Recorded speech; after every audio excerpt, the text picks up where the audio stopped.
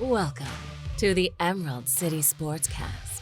Wilson, as he throws deep downfield. It's going to be caught by Metcalf for the touchdown. Hosted by longtime Northwest sports journalist Dan Viennes. Here's a drive deep to left. He has done it again. Wow. Kyle Lewis, 3 games, 3 home runs. Mariners have a 5-2 lead. Brought to you by Hollywood and Vines Recording Studio. World-class audio recording right in the heart of the Woodinville Winery District. Wide receivers to either side. Russell takes the snap, drops back. He's going to throw down the middle. He's got a man. The ball is caught. Game over, It is a touchdown. The game is over. The Seahawks are going back to the Super Bowl. And now, broadcasting live from the Dan Cave Studios, here's your host, Dan Viennes. All right, everybody, welcome into the Dan Cave Studios, Emerald City Sportscast, February 17th. 2021. I got to make sure I get that right. I think I still have the February 3rd episode on the YouTube channel as January 3rd. It is February 17th, and that is significant today because before you know it, I always love this. One of my favorite days of the year because the winter, especially up here in the Northwest, it gets long, it's gloomy, it's dreary. This year, not so much. We were unseasonably mild this winter. But that first day when pitchers and catchers report to spring training always sneaks up on you, and it's the first sign that spring is upon us and we are almost out of the winter dog days. Ty Gonzalez and Colby Patnode of True To The Trident and the Control the Zones podcast will be joining me today. We're going to talk all things Mariners spring training. But before we do that, you know what? We got some business to take care of. Let's get to the headlines. Ladies and gentlemen, can I please have your attention? I've just been handed an urgent and horrifying news story, and I need all of you to stop what you're doing and listen. And now, here's today's headlines, brought to you by FreeBets, the newest online sports betting comparison site. Check them out at freebets.us. Well, the Russell Wilson off-season merry-go-round just keeps on spinning. Colin Cowherd, the latest big name to report that according to his sources, Russell is indeed unhappy with the Seahawks and specifically head coach Pete Carroll. Cowherd expands on Russ's reported discontent with the lack of pass protection and says that apparently Wilson blames Carroll for an archaic offensive approach. Cowherd goes on to say his sources do not think Wilson will be traded this offseason, but this clearly bears watching. And while you may just, some of you take this with a grain of salt, may even brush this off as just all talk. Keep in mind that Cowherd is among those in the broadcast business who is well connected to Wilson's camp, as well connected as anyone is. Also, for what it's worth, I have heard from a source connected to the league that while it's not likely Wilson will be traded in 2021, it's not all that far-fetched, and the chances of a Russell Wilson trade is not zero. As always, stay tuned. Meanwhile, speaking of trade rumors, reports this week that the Seahawks have been in contact with the Eagles about a potential trade for Pro Bowl tight end Zach Ertz has everyone in a tizzy. Dealing for a 30-year-old tight end with a $12.5 million cap hit for 2021 doesn't seem like the smartest thing for a team that's barely over the cap and has other more pressing needs, of course. This one just smells like a typical case of John Schneider doing his trademark due diligence. The Seahawks lose Greg Olsen to retirement this offseason. Jacob Hollister is scheduled to hit free agency. But Will Dissly and 2020 fourth-round draft pick Colby Parkinson are currently holding down the Seahawks tight end room. One more piece of Seahawks news. Team president Chuck Arnold announcing yesterday that a new name will be entered into the Ring of Honor this season, prompting debate about who is most deserving. According to my Twitter poll, 58% of you say former MVP running back Sean Alexander should be the next honoree. We'll keep our eye on that. An interesting new twist in the ongoing quest to bring the Sonics back to Seattle. As we know, NBA Commissioner Adam Silver insists that an expansion is on the table and could happen in the near future, and that Seattle is certainly one of the favorites to get a new team. But would the brand new, soon-to-be-open Climate Pledge Arena, got to get used to saying that, Key Arena, at Seattle Center be the team's new home? Perhaps not. Chris Hansen, the primary investor behind a proposed SoDo arena, believes the new owner may very well want an NBA-only building and that he is still hoping to build that one on the land he owns just south of T-Mobile Park. Hansen cites recent trends in professional sports, and with a reported expansion fee that could be in the neighborhood of $3 billion for a new team, having an arena all to themselves could be a key objective for any prospective bidders. On that note, Hansen made these comments on the Mitch Unfiltered podcast, by the way.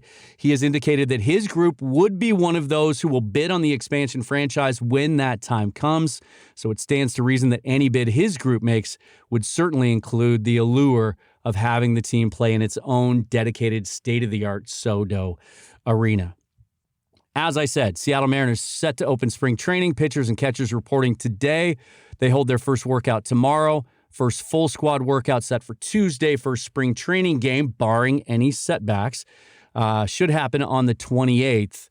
Let's hope everyone stays healthy until then. Still a ton of free agents out there, some good ones, some who would help the Mariners, who made a couple of big-name additions this week. We'll get to that. The M's finished 27-33 last year in the abbreviated season, now enter their third season since the team decided to rebuild following the 2018 campaign. So we're sure to see lots of young players, including a couple big-name prospects from a farm system that Baseball America recently ranked number 2 in all of baseball. Lots of layers to the 2021 season for the Mariners, lots to dissect. Here to break it all down with me, Colby Patnode and Ty Gonzalez. Let's bring you guys in here. How you doing, guys? Welcome to the show. Hey, Dan. Thanks for bringing us on. How's it going? Happy pitchers and catchers. Happy pitchers and catchers. It should be a national holiday, shouldn't it? Right? Yeah. It's just there's something in the air. Even today, even just now, cleaning snow off of the car and all that stuff. Right. I'm still in a baseball mood. I still got that spring in my head, you know. Colby and Ty, of course, from the True to the Trident website, formerly of Soto Mojo. You may know them from there. They launched their own venture last year that also includes the Control the Zone podcast, which you can find on Patreon. And if you're a fan of the Mariners, you should. Well, let's get right into it, guys. We have a lot to cover here. About 2 weeks ago, it was reported, I think it was Ryan Divish, that reported that James Paxton, former Mariner, who Jerry Dipoto said when he traded him to the Yankees, he would hope that he considers them in free agency when his turn came this year. Divish reported that he reached out to the Mariners, was interested in coming back, and the Mariners rejected that. Now, here we are 2 weeks later.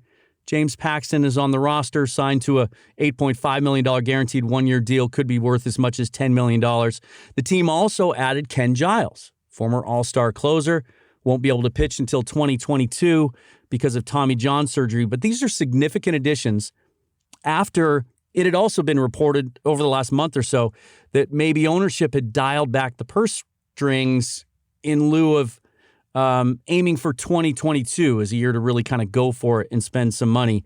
What happened? What do you think happened over the last month to prompt these changes? We'll go. Let's go alphabetically. We'll start with Colby. Yeah, it was certainly a fun time to be involved in Mariners Twitter after the James Paxton news kind of broke, and it was interesting to see kind of the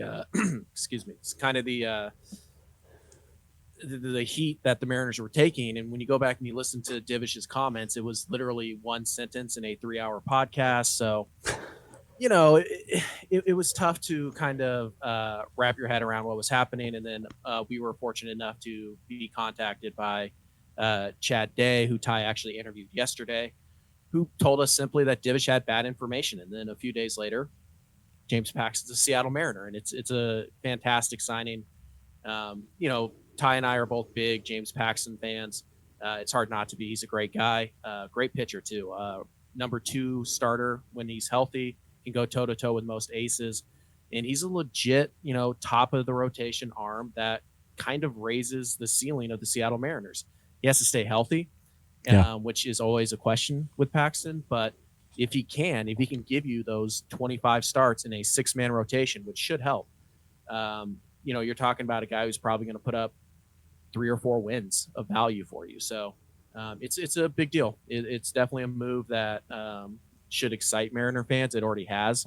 And obviously we're all familiar with Paxton. So there's no, you know, there's none of that awkward period where you're trying to figure out how is he going to help my team? How is this going to fit into the equation here? We all know James Paxton. We know what we can expect from him, and we hope that he stays healthy. And if he does, the Mariners have a legit 1-2 punch at the top of their rotation with Marco and James. So it's pretty exciting. Anytime you bring back a former Mariner, it's a lot of fun, especially for Seattle, who kind of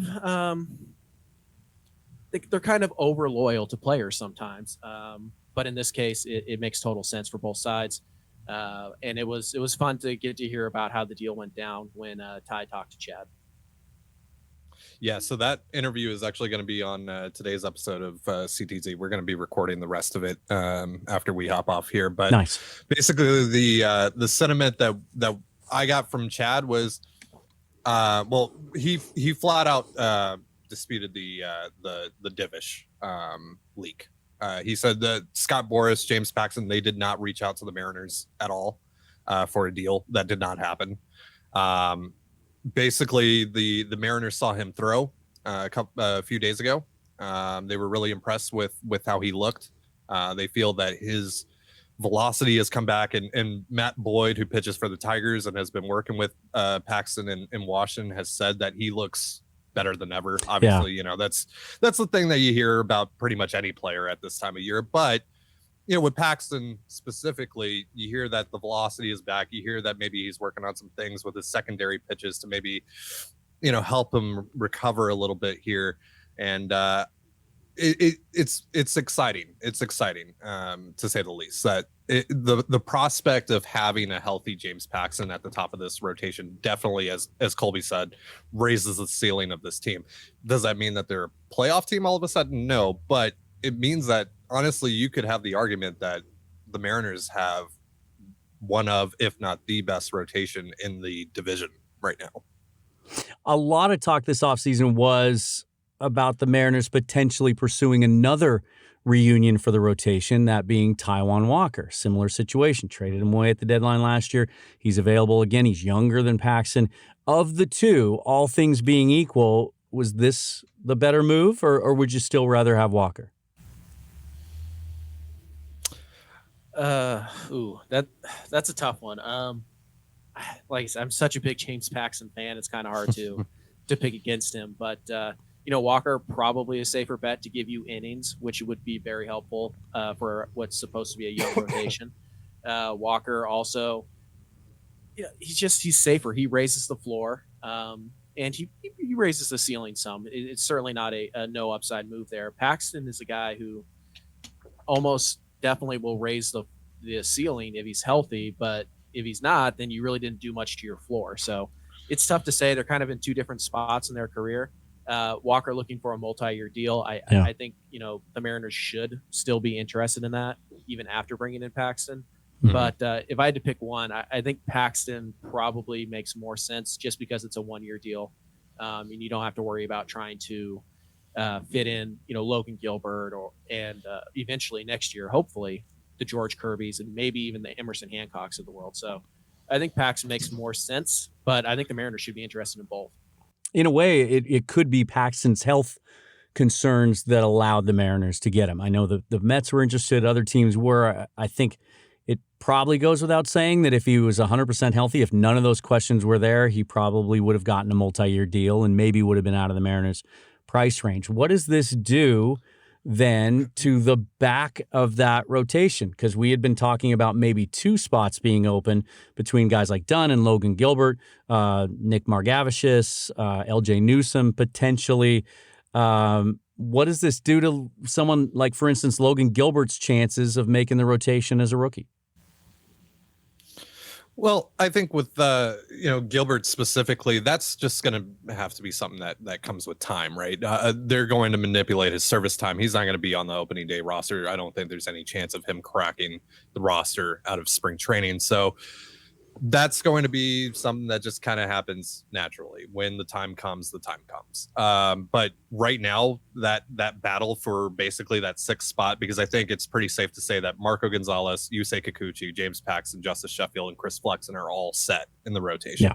So that one spot, you got LJ Newsome, Justin Dunn, and Nick Margavages, and Dunn's probably the favorite, but Colby and I are of the belief that Justin Dunn would benefit, and I think the Mariners would also benefit from going down to AAA to start the season and have Margavages start the year in the rotation. Obviously, that gives you 5 lefties. We don't really care about handedness personally, but I know some people do, and that does maybe cause some issues with matchups, but who really knows? But we like Margavages. We think that Margavages has a chance to be pretty solid. Maybe be a number 3 or something. Maybe if he adds a couple more ticks to the velocity or something like that, there could be a legit pitcher there. And Nick Margavages, I think he needs to see that, and I think you shouldn't waste that in the bullpen, because I think they probably put him in the bullpen as the long man if Dunn wins the spot. But again, after what we've seen from Justin Dunn, I think he needs to be in Tacoma to start the season. It's an interesting, before we move on from Paxton, I'm just fascinated by this move because it really, some people think it signals that the Mariners might be rather serious about trying to compete this year. Others see it as just an opportunistic move to get a guy that, if he pitches well, will have some value at the trade deadline. So with that being said, if one of you, if I put you both on the spot right now, is James Paxton, yes or no? Is he on the roster after the trade deadline? Colby? No. It's Trader Jerry. Right. I don't think the Mariners are going to compete into late July, especially if there's only 5 playoff teams. There's almost no chance. If there's 8 or 7, then there's a chance. But it's Jerry, so I'm always going to take the trade route. So no. Yeah, the sentiment I got from Chad Day yesterday was that seems like Paxton kind of wants to re-sign with the Mariners, hopefully at the end of the year, multi-year deal. But with Jerry, you can't bet against Jerry in trading, so I'm gonna say no as well. I mean, he's done it before. He's traded Ty twice. He just keeps dipping into that well. Let's move on to some other areas in the field. Let's talk about the Ken Giles signing. No, before we talk about the rest of that bullpen. When I first heard this news, in the first split second after I heard it, I got really excited. Then I remembered he was injured. So this is a move for 2022. But this is a guy potentially that if he comes back from his Tommy John, and certainly Jerry Dipoto and his staff, as much as anyone in baseball, believe that these guys can do that. Their roster is littered with them, all the way from the major league roster all the way down through their minor league system. They've even drafted kids and gotten value in the draft, drafting guys. What was the kid's name? Mike Limoncello or Limoncelli from a year ago. Yeah, that the first round talent they get in the second or third round because he had Tommy John. Anyway, Giles is a guy that can be a high leverage, all-star type closer for 2022. What do you think of this move? It certainly was a, let's call it a surprising move. We knew that the Mariners were looking to add bullpen help. They were in on Joaquin Soria before he took less money to sign with the Arizona Diamondbacks. Still kind of weird to me. But yeah, you didn't really think the bullpen help was going to be focused on 2022 because they still need bullpen help now for 2021. But I think what this move might indicate is that the team is dead serious about competing in 2022, and they're already willing to start spending money there to make it happen. This is a 2-year deal. Giles probably going to make $1.5 million, $2 million this year, and then next year he'll make his 8, 9, whatever it is. Deal has not been made official yet, so we don't have the exact terms. But Giles is a legit, when he's healthy, he's a legit top 10, 12 closer in baseball. I mean, he misses bats, he throws strikes, he's got a wicked slider, up to 101 miles an hour with the fastball. So hopefully this is an indicator that 2022 is really a year that the Mariners are going to, do what we thought they were going to do this year and what it sounded like Jerry thought that they would be able to do this year. And that's what you hope the Giles move indicates. It's like I said, Giles is a great arm. And, you hope you put him in the back end of your bullpen, and maybe Rafael Montero repeats his 2019 season or 2020 season. Maybe Andres Munoz takes a step forward and stays healthy. And all of a sudden you start building up these power arms in the back end of your bullpen. And, you don't have to go out and spend, $15-20 million to fix your bullpen in one off season because you've already made this move now. So hopefully it's a sign that 2022 is kind of the Mariners go for it year, but either way, it's a low risk, high reward signing. And Giles is fun when he's healthy, and you just hope that he's back and ready to go by opening day 2022, and the Mariners will get their money's worth. Ty, I'm going to get this next question to you. So today, though, he doesn't help much at all. You mentioned Munoz probably not going to be ready until July. Maybe the club is optimistic that he could be ready or back on a mound by then. So season started today with the roster as it stands right now. Ty, who's the closer? Probably Rafael Montero. You're looking at one of the very few veteran pitchers in this bullpen right now. I really don't think that there's a case to be made for anyone else in the bullpen right now. This is a guy that they traded Jose Corniel for from the Rangers, and good stuff. Good fastball. Should be able to create some outs here and be able to close these things out. But that's it's definitely not a guy that you want to rely upon moving forward. He's a fine closer for where this team currently is, and that's 11th best team in the AL, 12th best team in the AL. It's not a very good roster, very competitive roster right now. So for where they are right now, Montero's fine. He's probably going to be more of a 7th, 8th inning guy in the next year or so if they do pick up his option. It's a big year for him because not his option. Sorry, if they non-tender him or tender him rather. This is a big year for him because they could just move on simply. But if he does pitch well, and I think he should be fine. He's been pretty consistent throughout his career. If that happens, he's probably going to be 7th, 8th guy with Giles and probably another arm in 2022. So that was my next question. Is the closer for 2020 maybe not on, or 2021 not on the roster yet? Still some significant names on the free agent market, guys like Ian Kennedy, Shane Green, David Robertson. I know Colby, your favorite, Keona Kella, Trevor Rosenthal. It seems to me that maybe these guys are waiting for and of those 5, Kella has closed the least. He did have 24 saves back in 2018. Maybe these guys are waiting for a clear-cut closer opportunity. I don't know that there's 5 of those remaining on contending clubs at this point in spring training. Do you still think there's a chance the Mariners could add a significant name, maybe from that list or another guy out there? Yeah, I would say it's likely that the Mariners add a major league contract to their bullpen here in the next couple of days. You never really know. Jerry kind of goes in this ebb and flow where he's really active for a couple days, and then he's looking for the value. And I think you talk about some of those guys. David Robertson's coming off of an injury, but he obviously has a lot of high leverage experience. Keona Kella is actually signed with San Diego, so he's no longer an option. Oh, I missed that.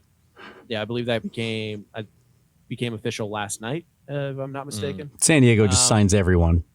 Apparently, yes. But not Trevor Rosenthal, who throws 101 miles an hour with he throws a ton of strikes, he misses a ton of bats. There's obviously a lengthy injury history there, but if you're Seattle, you're chasing upside here. And if you're looking for a guy who can get you something back in trade, Rosenthal's probably most likely to get you something valuable. Yeah. If you're looking for somebody to possibly, if everything clicks right and maybe the division's weaker than you thought, and this guy could actually help you, push for a playoff spot, then it's still probably Rosenthal. You have to swing for upside, whether you're looking for a trade chip or for somebody to actually help you compete for something in 2021. So Rosenthal's the guy I would focus on right now. But there are a lot of really solid middle inning guys and even a few high leverage guys left. So they should be okay. They just have to make the move. Trevor Rosenthal, just 31 years old, saved 11 games for the Padres last year, saved 48 one year, I believe, for the Cardinals, and back-to-back years of 40-plus saves before the injuries, but back to throwing 100. He's He's putting out the Instagram videos showing his bullpen sessions. Everything's healthy. I'm sure he's holding out for a spot with a contender, but you have to think, because of some things you touched on, that he would appeal to Jerry Dipoto, that he is a guy who's come back from injury, that he is a guy looking to leverage a situation into maybe a better situation, might be interested in this position. Because if we find out tomorrow, if we hop off the air here and news breaks that the Mariners have signed Trevor Rosenthal, 100% he's your closer, and 100%, especially if they agree to expanded playoffs, changes the whole profile of what you think of this roster right now, wouldn't it? Yeah, I mean, it's there's only so far that a good bullpen can take you, right? And there's still plenty of needs around this roster. I think there's plenty of ways that they could have built this roster without blocking young guys and still remain competitive in 2021, build a team that can compete for a wild card spot, whether the expanded playoffs happen or not.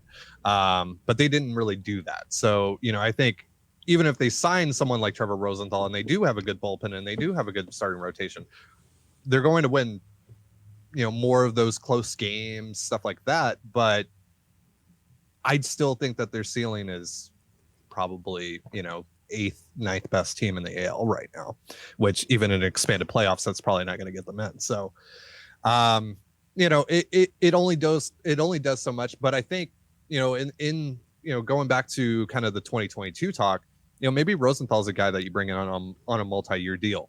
And there you have Giles, you have Rosenthal, you have Andres Munoz, you have Rafael Montero. And now suddenly you don't have to worry about the bullpen going into next year. That's actually a strength of yours. And so, and that allows you to more so focus on, well, do we need an outfielder? Do we need a shortstop if JP Crawford doesn't, raise his ceiling this year? If Kyle Seager, if they don't pick up Kyle Seager's option or they trade him or whatever, there's going to be other far greater needs next year, especially if they're going to be serious about competing. So if they can get the bullpen out of the way now, why not? Yeah. And especially with, at this point now, guys like Trevor Rosenthal, yeah, they might want to play for a contender, but they need a job right now. Pitchers and catchers report today. Yeah, not a lot of those jobs out there. To get late. And if you're a pitcher and it takes time for these pitchers to get ready for the season, they want to get into a camp pretty soon here. The time's kind of running out for them. So I think, at a certain point, if you have an opening, if you're the Mariners and you have this opening and you see a guy like Trevor Rosenthal, you should probably throw him a contract and just see what happens. Throw him a contract, see what happens. Guys, we got to take a quick break and then we'll come back and we'll talk about the lineup. Colby Patnode and Ty Gonzalez are with me on the Emerald City Sportscast. You're listening to the 365 Sportscast Network. Looking for a place of inspiration to record your next musical or vocal project? Why not do it in the middle of wine country? Hollywood and Vines Recording Studio is a 4-room boutique recording studio in the heart of Woodinville Tourist District on Hollywood Hill. Within walking distance of over 100 different wine, beer, and spirit tasting rooms, this peaceful setting offers a respite from the rat race of everything around it. The studio features 14-foot ceilings throughout and a large main tracking room, along with separate isolation rooms for drum tracking and vocals. Featuring a talented crew of freelance engineers and an impressive array of industry-leading equipment, my friends at Hollywood and Vine Studios can assist with your audio tracking, mixing, and mastering pursuits. To find out more or to book a session, email Kevin at hollywood-vines.com. Call 206-235-8125 or visit hollywood-vines.com. Online gamers, have you checked out PSX Extreme? If not, you're missing out. PSX Extreme is a cutting-edge gaming website providing you with everything you need to know about the latest and greatest games. You'll find up-to-the-minute news about the gaming industry, as well as in-depth reviews of all the coolest games. The writing staff at PSX Extreme will also keep you informed on all the rumors about new games in development and impending releases. So if you can put down the controller just for a second, do yourself a favor and check out psxextreme.com. You're listening to the Emerald City Sportscast, presented by Hollywood and Vines Recording Studio. And now, here's Dan. All right, welcome back, everybody. Colby Patnode and Ty Gonzalez of True to the Trident and the Control the Zone podcast joining me to talk Mariners spring training, which begins in earnest tomorrow. First workout for pitchers and catchers. First full squad workout next Tuesday. And guys, I checked Twitter during the break. Trevor Rosenthal has not signed with the Mariners while we were recording this episode. So no breaking news to report, unfortunately. Let's talk about the lineup. Last year was fun to watch because we saw some of the kids come up. We saw Kyle Lewis with a breakout year, wins Rookie of the Year. We saw Evan White had his struggles at the plate, showed some signs, won the Gold Glove. If we're going to talk about strengths and weaknesses of the team, I think we can probably all agree that the lineup right now would be a weakness. And you touched on the fact they didn't really make any significant additions or any additions at all to the lineup. Do you think that's because they view the return of Tom Murphy, the return of Mitch Haniger after 600 days away from baseball as additions? Probably. I mean, it's certainly a big deal if Haniger can get back to 2018 Mitch Haniger, who I believe was a 6-win player, got pretty close to it at least. And if you can get 2019 Tom Murphy, even if that's you spread out his 2019 numbers over the course of 120 starts as opposed to the 70 or so he got in 2019, those are two legitimate, bats that probably add roughly 6 wins combined to your team over what you had last year. I mean, you look at some of the outfields that they ran out last year where you had, Tim Lopes in right and Jose Marmoleos in left. And, they're throwing out, I don't even remember who the catcher was for Joe Odom at catcher and all that. And yeah, Joe Hudson. Right. Yeah. The two Joes. I mean, that's right. And it was bad in places last year. This year, I think they also look at guys like Ty France as additions, guys like Luis Torrens as additions, even though they were around for September last year, they still, they're ads. They just added them a month before the offseason started, basically. Yeah. So they did do some things here, but yeah, Ty and I were really after them to go get a bat. I like Brad Miller, who's now signed with the Phillies. I thought he was a pretty good fit in this lineup. But yeah, I think they're really counting on Haniger and Murphy to come back and be really good, which would help. But I think they also needed to supplement at least the fourth outfield spot because right now, Jose Marmoleos, is he really your projected opening day left fielder? That's a failure. And it's not like they they didn't try to get better. They were in on Tommy La Stella. They were in on Colton Wong. We had heard about them wanting to be in on these left-handed bats. Jerry Dipoto said that they had come close to signing at least one or two of them. Or they felt pretty good about their chances in those situations. But, you saw guys like Jock Peterson go off the board, Kyle Schwarber go off the board, et cetera. And now the options are very limited. Even guys like Brian Goodwin, who I liked, went with the Padres. So it now seems like they've kind of changed their tune, maybe on Jake Fraley. Jake Fraley might be the opening day left fielder next year, or this year, rather. Which is, it's better than Jose Marmoleos because at least with Fraley, this is a guy that you felt pretty good about last year. And he's still young. He still hasn't really had a large opportunity to play at the major league level. Yeah. And he's had some things happen in his life and stuff like that. Injuries have happened as well that have kept him off of the field, that have kept his major league experience inconsistent. And so it seemed like they had given up on him. But now, they need the left-handed bat anyway, according to them.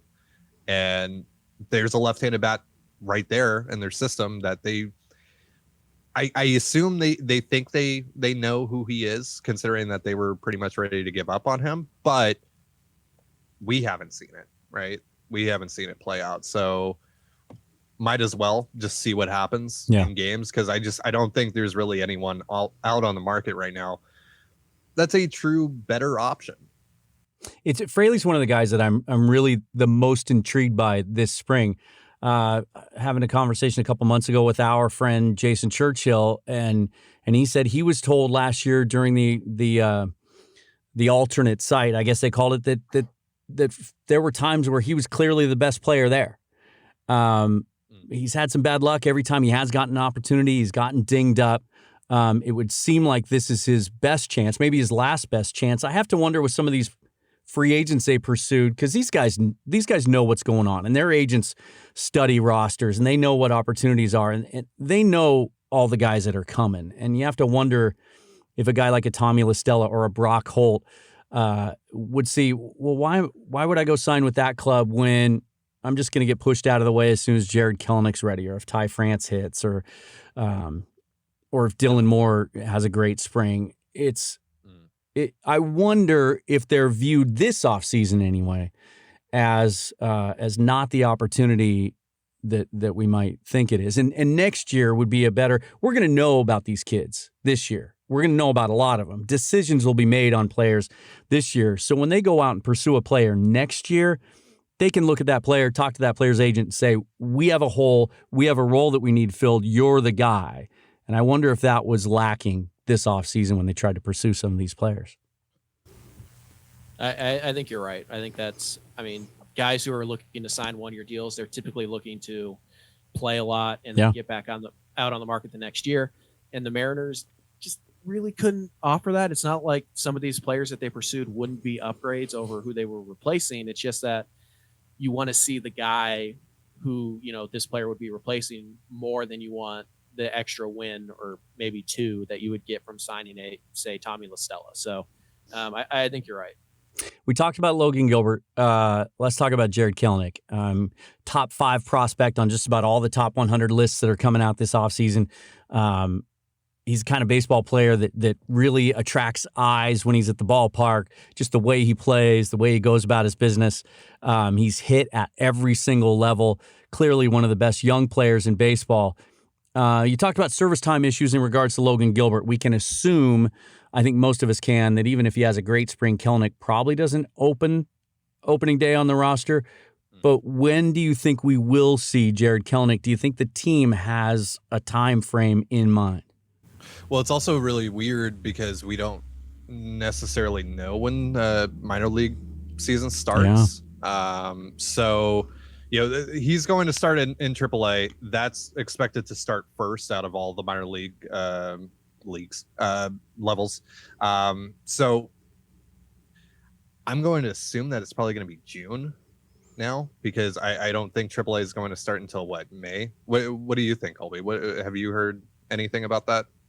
My understanding is that basically AAA would start when it normally would, and it would be double A, and the lower levels that would be pushed back just to kind of basically have a de facto alternate training site, essentially, ready to go. So I think AAA is still on for some time in early April, maybe April 9th or something like that. But again, I don't think that's been officially decided by Major League Baseball, which seems like a mistake, but also seems right on brand with Major League Baseball. So it's something that, we still don't know for sure, but I believe the idea is to basically use AAA as an alternate training site. And so that anybody that you might want to put on your active roster will just go to AAA. So I think it's still possible that he's up by April, the end of April. Yeah. I think it's worth noting though that Jared Kellnick has like 100 at bats at AA. Yeah. So this idea that Kellnick is absolutely 100% ready, and the Mariners are just being cheap or whatever. They're being smart. I mean, it's not a great rule for players, but it is something that teams should take advantage of while they can. And B, there's no guarantee that Kellnick's ready. I mean, and there's no guarantee he comes up and hits right away. So it's still, he's 21, or I think he turns 21 in July. I don't know exactly how old he is, but only 100 at bats above A ball. So let's pump the brakes here a little bit. Yeah. So it's going to be about, a month after whenever AAA starts. Yeah, I think so. And then, at that point he gets, I don't know how many at bats would that even equate to in a month? 500-ish. Oh, at AAA? In a month. 100, 150, depending on how many games he plays. And I mean, we'll see how he performs. Maybe, there's some things that he needs to work on, and that delays things even further. But I think right now, if you're a Mariner fan listening to this, the expectation is probably that he's going to come up in a month after AAA starts. And at that point, you need, like Colby said, you need to lower your expectations a little bit here, because there are only a few players that have truly come up and dominated right out of the gate. You know, you think about Tatis, and you think about Soto, and you think about Acuna, etc. You know, those guys, they're the outliers. They're the rarities here.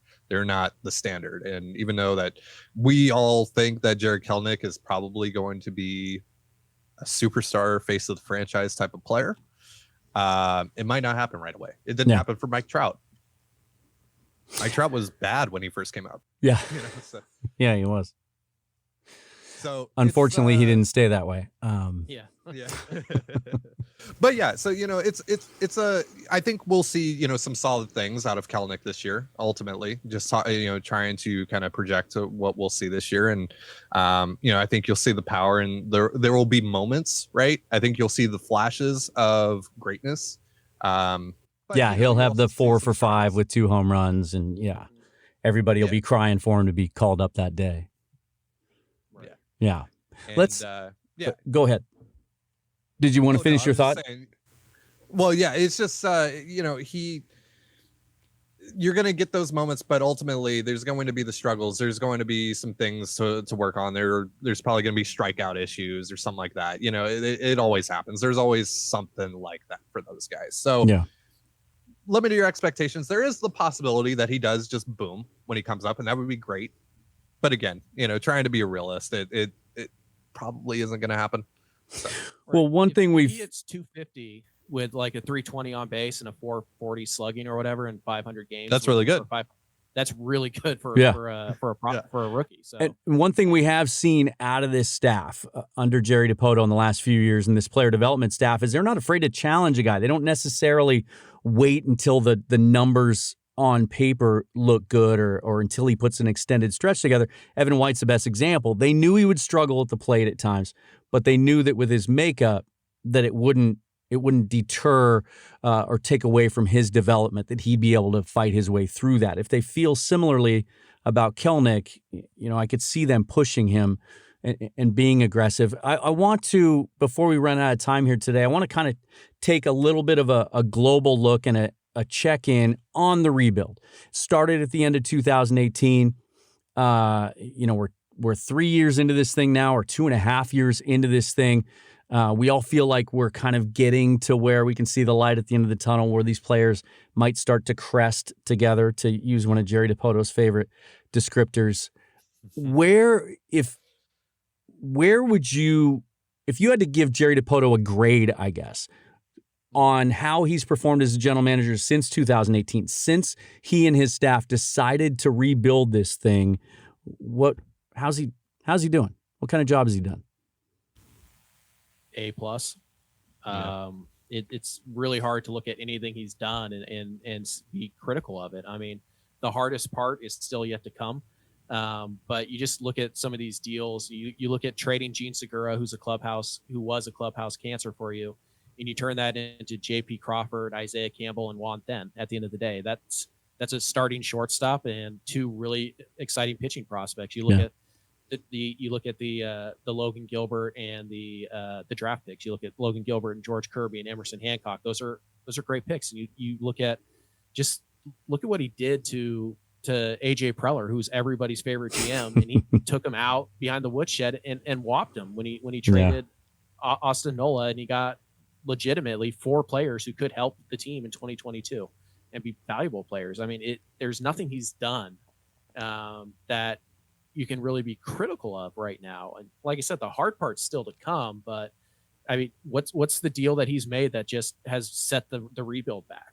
He hasn't made one yet. And every move he's made has moved it forward to the point where we were talking about, you know, if you let Jerry cook this winter, and if John Stanton kind of backs off, the Mariners could be contending for a wild card spot.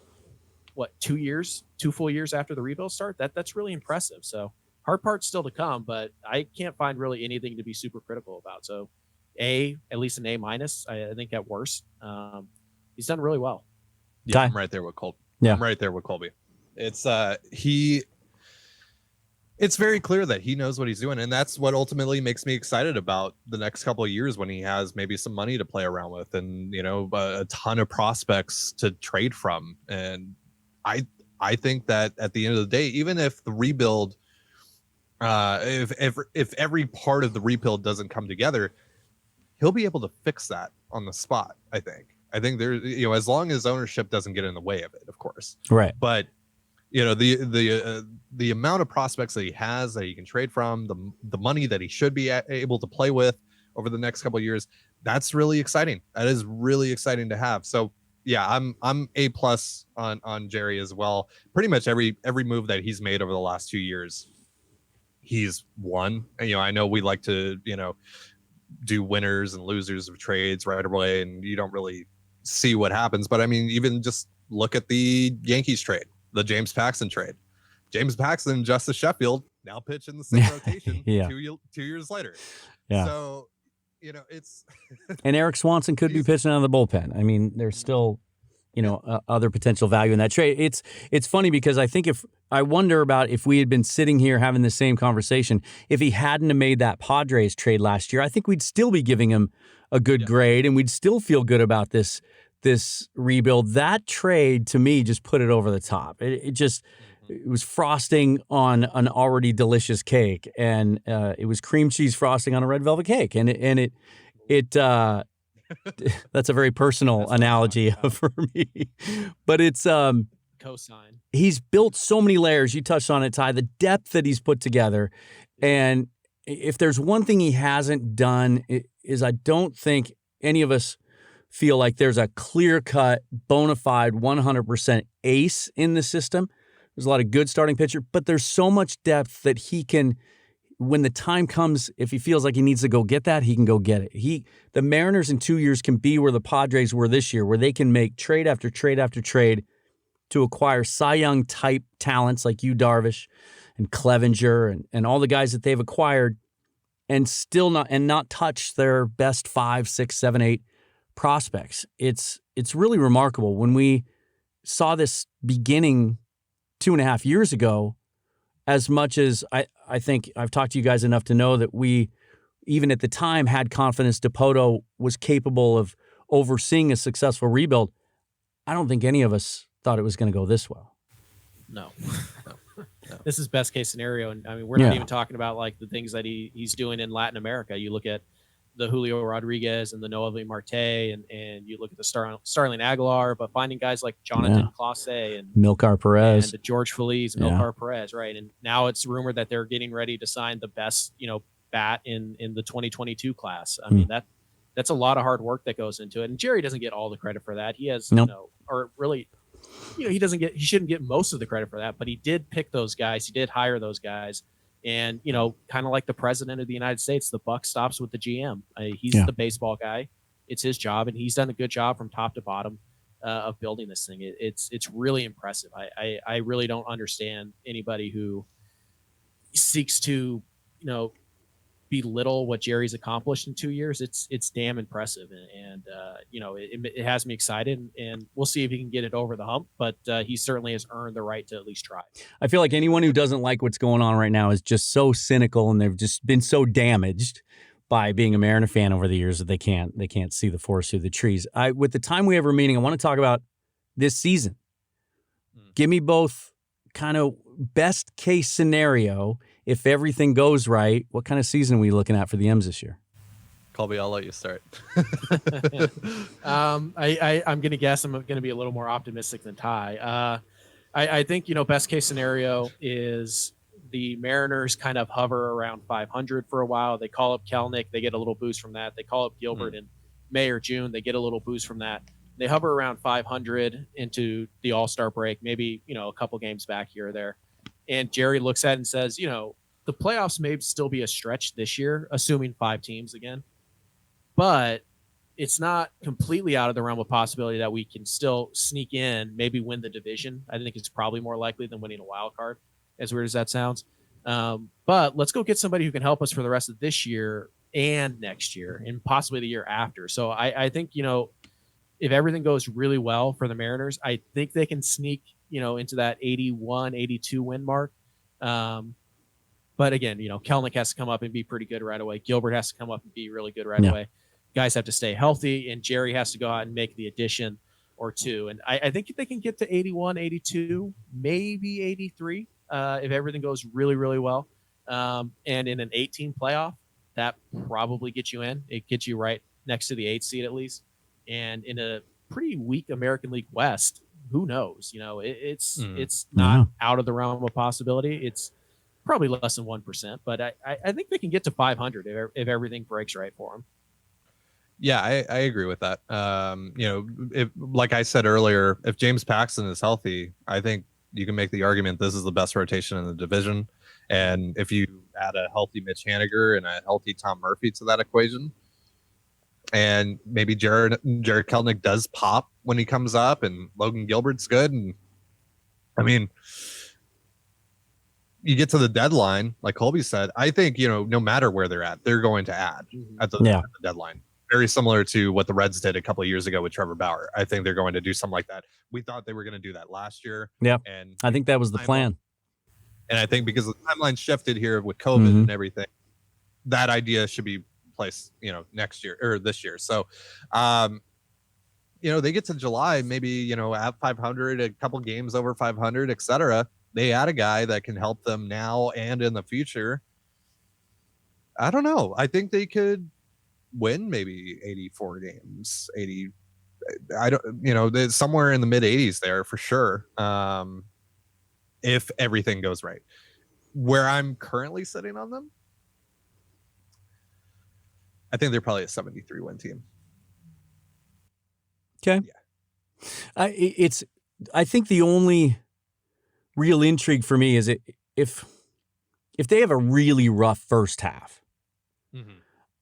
And I feel like for that to happen, some guys would have to probably get hurt. Maybe Haniger's not 100% healthy, or he re-aggravates something, or some of the young guys. Kyle Lewis really struggles in his second full year. Well, last year wasn't a full year, to live up to the expectations. Evan White doesn't straighten out his issues, and some of the young pitchers kind of take a step back or have the sophomore slump for Sheffield. If there's real struggles in the first half, then we probably see Paxton dealt at the deadline, and we see some offloading. And then I think the cynicism of the fan base might become louder.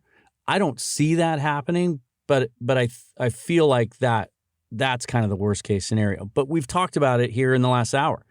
Even if that happens, there's so much depth of talent that over the course of the entire season, the whole sample size, I think at the end of this year, we're going to feel pretty good about where we are headed into 2022.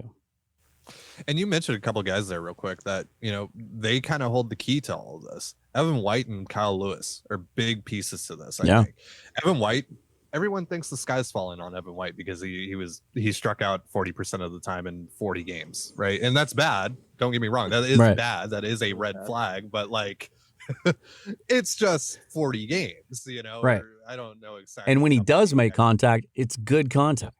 He was one of the most elite hitters in terms of exit velocity and barrel and hard hit rate last year. The biggest question on Evan White going into last season was, will the power play at the major league level? And I think he answered that. Yeah. So now it just comes down to making more contact consistently. I think you saw some of the strikeout woes diminish a little bit towards the end of the year. I think he started to figure it out a little bit.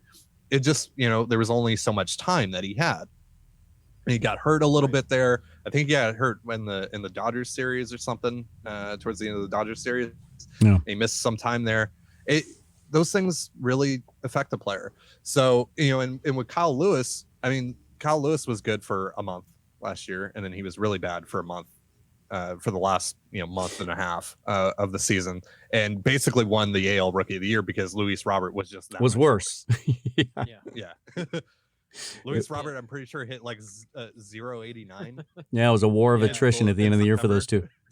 Yeah, it was. I just real fast on Evan White. First of all, great kid. He can definitely play some defense. I'm still bullish on Evan White. I really think I think his ceiling is Anthony Rizzo. that should excite a lot of Mariner fans. Yeah. And I feel like, his floor is James Loney, which is not great, but it's fine.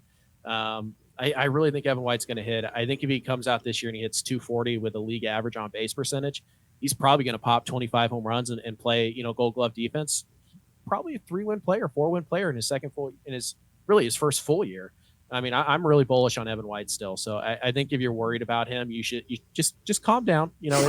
There'll be some rough spots this year for sure, but he's really fun to watch even when he is struggling. Evan White is going to be fine. I'm still quite bullish on him.